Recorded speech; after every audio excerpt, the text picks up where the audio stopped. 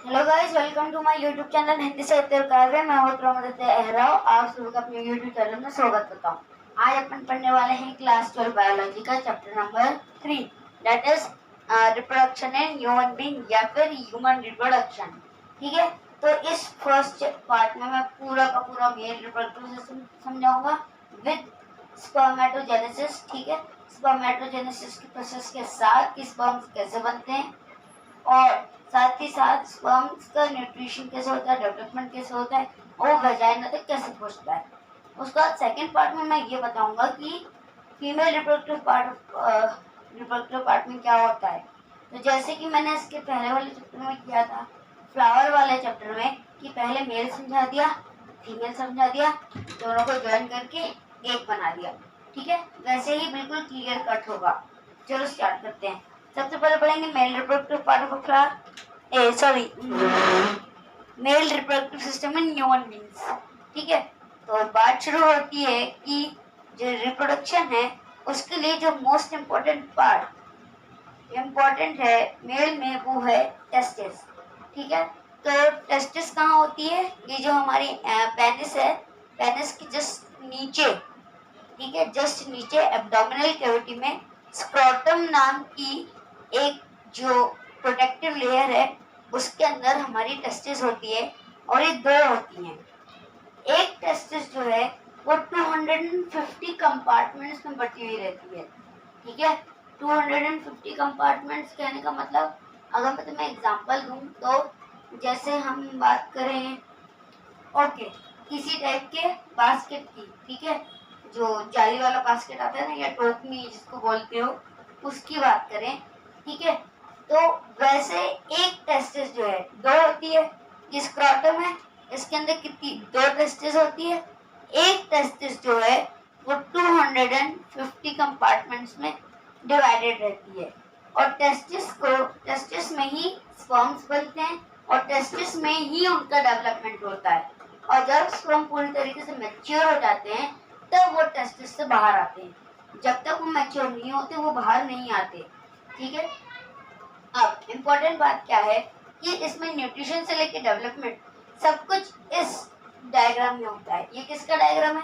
ये टेस्टिस का जूम किया हुआ डायग्राम है कि टेस्टिस एक्चुअल में ऐसा दिखता है। ये नहीं, ये अलग प्रोसेस है। ये वाला जो डायग्राम है ये, ठीक है, थोड़ा सा हॉश पॉश लग रहा होगा लेकिन अभी सब क्लियर हो जाएगा। तो देखो, जो टेस्टिस है उसके बारे में मैंने तुम बता दिया कि 250 कंपार्टमेंट्स होते हैं। ठीक है, और वो कहाँ लोकेटेड होती है? स्क्रोटम नाम की लेयर के अंदर एंड पेनिस के नीचे एब्डोमिनल कैविटी में। अब देखो, सबसे पहले समझते हैं formation of sperms in testis, यानी कि स्पर्मेटोजेनेसिस, जो तुम्हारी बुक में टॉपिक दिया हुआ है। इसके बाद रुको मैं बता देता हूँ। देखो, ये तुमको दिया है फर्टिलाइजेशन एंड इम्प्लांटेशन, और उसके थोड़ा और पहले, हाँ, 3.3 गैमीटोजेनेसिस। गैमीटोजेनेसिस में देखो तुमको दिया होगा diagrammatic sectional view of a seminiferous tubule enlarge. ठीक है, जिसमें हमने ये वाला डायग्राम सेम मैंने यहाँ बनाया है, जिसमें हमने देखना है कि जो मतलब अपनी टेस्टिस होती है उसका फंक्शन क्या है। ओके, तो चलो स्टार्ट करते हैं। तो सबसे पहले अगर अपन स्टार्ट करें तो जो अपनी ये टेस्टिस है इसके अंदर पहले स्पर्म्स बनना स्टार्ट होते हैं। स्पर्म्स कैसे बनते हैं? देखो, सबसे पहले टेस्टिस के अंदर होती है फर्स्ट इन डेप्थ जो एरिया रहता है उसको कहते हैं टेस्टिकुलर लोब्यूल। जो सबसे अंदर का एरिया, टेस्टिकुलर लोब्यूल। इन टेस्टिकुलर लोब्यूल्स के अंदर सेमिनिफेरस ट्यूब्यूल होती है। देखो, ये एक बॉक्स है, इस बॉक्स के अंदर होती है सेमिनिफेरस ट्यूब्यूल। इस सेमिनिफेरस ट्यूब्यूल में ये एक स्ट्रक्चर अपने को देखने को मिलता है। अब ये स्ट्रक्चर क्या है? ये स्ट्रक्चर हमें जो है स्पर्म्स की फॉर्मेशन की प्रोसेस को शो करता है। कैसे? देखो, इस स्ट्रक्चर में हम ध्यान से देख सकते हैं, ये पूरा का पूरा जो सेमिनिफेरस ट्यूब्यूल को जूम करके दिखाया है। इसमें हमारे पास सर्टोली सेल्स हैं, ये जो मैंने पॉपकॉर्न की शेप जैसी बनाई है। उसके अलावा यहाँ पे स्पर्मेटोगोनिया है, फिर सेकेंडरी स्पर्मेटोसाइट है, फिर स्पर्मेटिड है और लास्ट में स्पर्मेटोजोआ है। अब मैं तुमको स्पर्म के टेस्टिस से बाहर निकल के पेनिस के थ्रू जब उसका एक्सक्रीशन होता है वो पूरी प्रोसेस समझाऊंगा। ध्यान से एकाग्र होकर समझना। सबसे पहले स्पर्म बनता कैसे है। स्पर्म जो है स्पर्मेटोगोनिया नाम की सेल डिवीजन करती है और सेकेंडरी स्पर्मेटोसाइट बनाती है, ठीक है।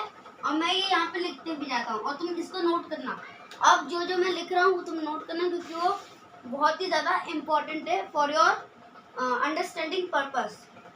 स्पर्मेटोगोनिया, स्पर्मेटोगोनिया, गोनियम, ठीक है। स्पर्मेटोगोनियम डिवीजन करती है और सेकेंडरी स्पर्मेटोसाइट्स बनाती है। सेकेंडरी स्पर्मेटोसाइट, ठीक है। सेकेंडरी स्पर्मेटोसाइट जो है वो धीरे धीरे करके डेवलप होते हैं और स्पर्मेटिड बनाते हैं। ये देखो स्पर्मेटिड क्या बनाते हैं, स्पर्मेटिड, ठीक है। अब स्पर्मेटिड के बाद ये स्पर्मेटिड सबसे पहले अपने आप को मैच्योर बनाते हैं। ये भी बच्चे हैं, स्पर्मेटिड से ये भी बच्चे हैं, इनको न्यूट्रिशन चाहिए जिसकी वजह से ये मैच्योर होंगे और स्पर्मेटोजोआ बनाएंगे। लेकिन मैच्योर होने के लिए इनको न्यूट्रिशन चाहिए और न्यूट्रिशन के लिए इन्हें कोई स्पेशल सेल चाहिए। जैसे हमारे एंथर के पोलन ग्रेन को टेपेटम नाम की सेल न्यूट्रिशन दे रही थी, मतलब लेयर न्यूट्रिशन दे रही थी, वैसे यहाँ पे जो सर्टोली सेल्स है, कौन सी, SERTOLI,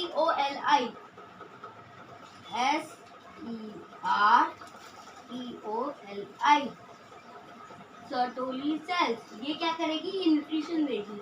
और जैसे एरो के पास लिखा था वैसे ही लिखना, इससे तुम्हें पता चलेगा कि सर्टोली सेल्स न्यूट्रिशन देने का प्रोसेस कर रही है स्पर्मेटिड के स्पर्मेटोजोआ बनने के बीच में। तो जैसे हमारा स्पर्मेटिड न्यूट्रिशन ले लेता है किससे, सर्टोली सेल्स से, फिर वो बनाता है mature sperm which is known as spermatozoa. Spermatozoa क्या करता है, अब देखो मैंने क्या कहा था, इस ब्लॉक के अंदर सेमिनिफेरस ट्यूब्यूल है जिसके अंदर हमारा ये पूरा स्ट्रक्चर है। अब यहाँ पे यानी कि यहाँ कहाँ पे, हमारे सेमिनिफेरस ट्यूब्यूल में, ये क्या है,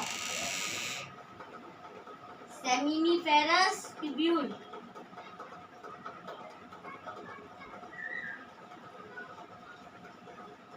सेमिनिफेरस ट्यूब्यूल से ये स्पर्म्स जब मैच्योर हो जाते हैं तब ये बाहर निकलते हैं, ठीक है।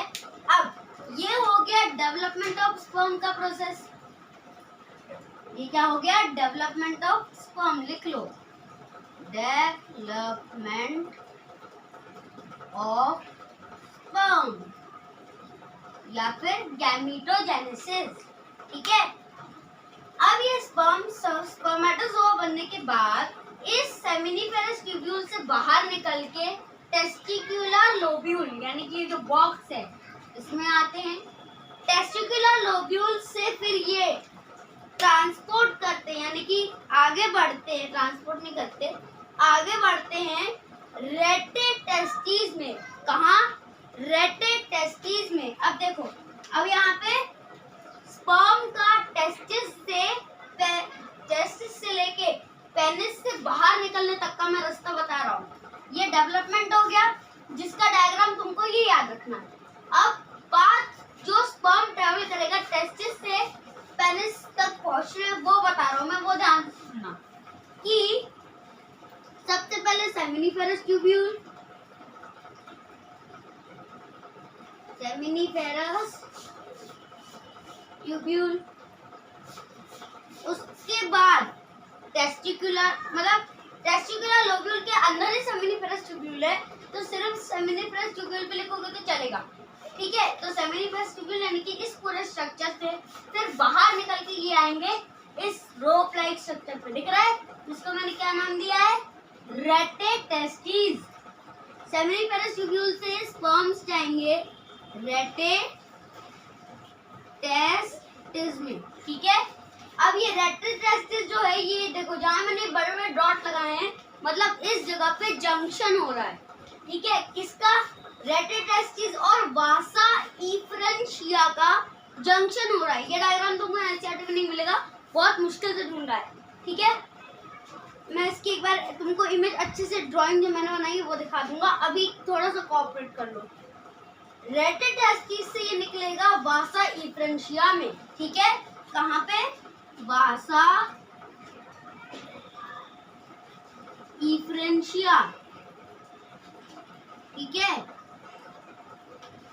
वासा इफ्रेंशिया के बाद ये जो स्पर्म्स है, ये देखो ये बड़ा सा ट्यूबुलर स्ट्रक्चर दिख रहा है, इसको हम क्या कहेंगे, एपिडिडमिस। क्या कहेंगे, एपिडिडमिस। एपिडिडमिस में आएंगे, फिर ये एपिडिडमिस आगे जाएगी और क्या बनाएगी, वास डेफरेंस। क्या बनाएगी, वास डेफरेंस। अब ये टेस्टिस के बाहर आ गई, वास डेफरेंस में आने का मतलब है कि स्पर्म टेस्टिस से बाहर आ गया। अब यहाँ देखो, ये टेस्टिस था और ये है वास डेफरेंस, ठीक है, ये जो बिल्कुल डार्क ब्लैक है ना, ये है वास डेफरेंस, ये वाली, ठीक है। अब ये वास डेफरेंस यूरिनरी ब्लैडर के ऊपर से घूमते हुए जाएगी और किडनी से जो यूरेटर आ रही है उसके साथ मिल जाएगी, किस पॉइंट पे, तो प्रोस्टेट ग्लैंड वाले पॉइंट पे, ठीक है। अब यहाँ ध्यान से समझने वाली बात है, वास डेफरेंस के बाद ये जाएगी प्रोस्टेट ग्लैंड के पास। अब प्रोस्टेट ग्लैंड के पास क्या है, सेमिनल वेसिकल है और बल्बो यूरेथ्रल है। सेमिनल वेसिकल और बल्बो यूरेथ्रल क्या करेंगे, सबसे पहले तो वो यूरिन को रोक देंगे, क्योंकि यूरिन का टेम्परेचर होता है 37 डिग्री सेल्सियस, क्योंकि वो बॉडी के अंदर रहती है और बॉडी के अंदर बनती है। और स्पर्म्स जो है वो बॉडी के बाहर यानी कि एक्सटर्नल एरिया में क्यों बनते हैं, क्योंकि स्पर्म्स को जिंदा रहने के लिए 2 से 2.5 डिग्री टेम्परेचर कम चाहिए as compared to body temperature, यानी कि 37 डिग्री सेल्सियस बॉडी टेम्परेचर है, तो स्पर्म्स को जिंदा रहने के लिए 34 to 35 डिग्री सेल्सियस चाहिए, जो बॉडी के अंदर रहेगा तो मर जाएगा। इसलिए ये स्पर्म्स टेस्टिस जो है बॉडी के बाहर लोकेटेड रहती है। अब अगर यूरिन बॉडी में बन रही है, मतलब उसका टेम्परेचर क्या होगा, 37 डिग्री सेल्सियस, जो कि होता ही है क्योंकि यूरिन गर्म होती है। इसलिए अगर यूरिन और स्पर्म एक साथ आ गए, यूरिन अगर स्पर्म के ऊपर थोड़ी सी भी पड़ गई तो स्पर्म बहुत ही नाजुक है, बहुत जल्दी मर जाएंगे, ठीक है। इसीलिए जब स्पर्म्स निकल रहे हो पेनिस से बाहर रिप्रोडक्शन के लिए, तब यूरिन रुक जाए, और जब यूरिन बाहर निकल रही हो एक्सक्रीशन के लिए, तब स्पर्म्स रुक जाए। इसका ध्यान कौन रखती है, प्रोस्टेट ग्लैंड। कौन सी, प्रोस्टेट ग्लैंड। ये प्रोस्टेट ग्लैंड जो होती है, ये यूरिनरी ब्लैडर के पास जो यूरेटर है और जहाँ पे वास डेफरेंस आके मिल रही है, दोनों के जंक्शन के बीच में होती है, ताकि जब स्पर्म्स निकले तो वो यूरिन को स्टॉप कर दे और जब यूरिन निकले तब वो स्पर्म को स्टॉप कर दे। ये काम होता है प्रोस्टेट ग्लैंड का। उसके बाद सेमिनल वेसिकल और बल्बो यूरेथ्रल का काम होता है स्पर्म को एनर्जी प्रोवाइड करना, इन टर्म्स ऑफ न्यूट्रिशन नहीं, in terms of physical activity. Nutrition provide करना कहने का मतलब एनर्जी प्रोवाइड करना, और स्पर्म को बेसिसिटी देना, क्योंकि स्पर्म बहुत हाई टेम्परेचर नहीं झेल सकता। इसका मतलब कि वो एसिड वाला जो नेचर है, एसिडिक नेचर है, जो बॉडी के अंदर थोड़ा बहुत एसिडिक नेचर होता है HCl के कारण, है ना, उसे भी नहीं झेल सकता। जिसके कारण एक ऐसा अपने को क्या चाहिए, कोई मटेरियल जो उस एसिडिक नेचर को बेसिक कर दे। इसलिए स्पर्म के साथ सेमिनल वेसिकल द्वारा रिलीज प्लाज्मा ट्रैवल करता है और स्पर्म को एक बेसिक नेचर या बेसिक एनवायरनमेंट प्रोवाइड करता है। इसीलिए जब स्पर्म, अब देखो, अभी स्पर्म प्रोस्टेट ग्लैंड से होता हुआ इस यूरेटर में आया और यूरेटर से पेनिस के थ्रू बाहर निकल गया, ठीक है। लेकिन ये तो हो गया अपना क्या, कंप्लीट स्पर्म का ट्रांसपोर्टेशन। स्पर्म कैसे बना ये पता चल गया, स्पर्म ने न्यूट्रिशन कैसे लिया पता चल गया, स्पर्म ने न्यूट्रिशन लेने के बाद कौन सा पार्ट ट्रेवल किया वो पता चल गया, और फिर वो पार्ट पे क्या क्या प्रॉब्लम्स थी जिनका solution prostate gland, vas deferens, seminal vesicle और बल्बोयूरेथ्रल ग्लैंड ने किया, ये देख लिया, ठीक है। अब जब स्पर्म वेजिना में एंटर करते हैं तो वेजिना का नेचर भी एसिडिक होता है क्योंकि वो बॉडी के अंदर सिचुएटेड है। चाहे कोई भी रिप्रोडक्टिव पार्ट हो, अगर बॉडी के अंदर सिचुएटेड है तो उसका नेचर एसिडिक ही रहेगा क्योंकि यूरिन जहाँ से निकलती है वो एरिया हाईली एसिडिक हो जाता है, जिसे न्यूट्रलाइज करने के लिए स्पर्म के साथ, ठीक है, स्पर्म के साथ जो बल्बोयूरेथ्रल ग्लैंड ने सेमिनल प्लाज्मा या प्लाज्मा बस कह लो या कोई ऐसा प्रोडक्ट स्पर्म के साथ रिलीज किया था जो नेचर को बेसिक बनाता है। सबसे पहले वो वेजाइना के नेचर को जो एसिडिक है उसे बेसिक कर देगा, तभी स्पर्म उसमें आगे ट्रेवल कर पाएगा, नहीं तो स्पर्म अंदर जाते बराबर मर जाएगा, ठीक है। और इसीलिए जब स्पर्म्स की जो अमाउंट बनती है फॉर्मेशन के बाद वो 7 मतलब मिलियंस में बनती है, नॉट इवन थाउजेंड्स, मिलियंस में बनती है। उसके रीजन है वो मैं फीमेल में बताऊंगा, ठीक है। रीजन है कुछ जिसकी वजह से ये होता है। तो अभी तो पता चल गया कि स्पर्म को बेसिक नेचर क्यों चाहिए, क्योंकि वो हाई टेम्परेचर और एसिडिक नेचर सहन नहीं कर सकता। तो फिर स्पर्म यहाँ से पेनिस के थ्रू निकल जाएगा, ठीक है। प्रोस्टेट ग्लैंड के बाद ये बल्बोयूरेथ्रल और सेमिनल वेसिकल की मदद से पेनिस के बाहर चला जाएगा और फिर वहां से ये एंट्री लेगा वेजाइना में, ठीक है। और फिर ये वाला पार्ट में तुमको फीमेल रिप्रोडक्टिव पार्ट में समझाऊंगा। अभी तुम बस इस पार्ट को क्लियर रखो, ये पार्ट अपना इतना ही था, इसमें कुछ और नहीं सोचना है, जितना बताया है उतना ही याद रखो। सबसे पहले गैमेटोजेनेसिस होगा, जिसका डायग्राम तुमको ये दिखाया है। गैमेटोजेनेसिस में स्पर्मेटोगोनिया नाम का सेल सेकेंडरी स्पर्मेटोसाइट बनाएगा, सेकेंडरी स्पर्मेटोसाइट डेवलप होके स्पर्मेटिड बनेंगे, स्पर्मेटिड सर्टोली सेल से, किससे, सर्टोली सेल से न्यूट्रिशन लेके स्पर्मेटोजोआ बनाएगा, स्पर्मेटोजोआ फिर सेमिनिफेरस ट्यूब्यूल से बाहर निकलेगा और स्पर्मेटोगोनिया जो है वो स्पर्मेटोसाइट बनाएगा और स्पर्मेटोसाइट स्पर्मेटिड बनके स्पर्मेटोजोआ बन जाएगा। फिर स्पर्मेटोजोआ सेमिनिफेरस ट्यूब्यूल से निकलेगा, सेमिनिफेरस ट्यूब्यूल से रेडिटेस्टिस हो जाएगा, यानी कि यहाँ पे, फिर रेडिटेस्टिस से जाएगा वासा इफ्रेंशिया में, यानी कि ये जो पूरी लाइंस दिख रही है ये वासा इफ्रेंशिया है। वासा इफ्रेंशिया से ये फिर जाएगा एपिडिडमिस में, ये जो बड़ी वाली पात आ रही है ना ये एपिडिडमिस में, ये एपिडिडमिस से फिर निकल के जाएगा वास डेफरेंस में। वास डेफरेंस जो है वो यूरिनरी ब्लैडर के ऊपर से जाते हुए सेमिनल वेसिकल के पास मिलेगी, जहाँ पे प्रोस्टेट ग्लैंड और पेनिस, मतलब प्रोस्टेट ग्लैंड, सेमिनल वेसिकल और बल्बोयूरेथ्रल मिलके स्पर्म को प्रोटेक्शन देंगे ताकि वो बाहर निकल सके पेनिस के थ्रू, और फिर स्पर्म पेनिस से बाहर निकल के वेजाइना में एंट्री ले लेगा, ठीक है। इतना क्लियर हो गया, बस अभी इतना ही बात रखो और इस सिनेरियो के अलावा कुछ और मत सोचना। इसलिए एक बार इस पूरे सिनेरियो का स्क्रीनशॉट ले लो या इसको नोट कर लो वीडियो पॉज करके, ठीक है, क्योंकि ये बहुत ही इंपॉर्टेंट है। और हेडिंग डाल दिया डेवलपमेंट ऑफ स्पर्म कैसे होता है, और ये क्या है, path followed by the sperm, path followed by the sperm, ठीक है। तो पार्ट 1 में मैंने तुमको पूरा मेल रिप्रोडक्टिव सिस्टम बता दिया, क्या होता है, क्यों होता है, कैसे होता है, ठीक है। स्पर्म कैसे बनते हैं, उसका डेवलपमेंट और न्यूट्रिशन कैसे होता है, वो पेनिस से बाहर वेजाइना में एंट्री कैसे लेता है और उसकी क्या टर्म्स एंड कंडीशंस है।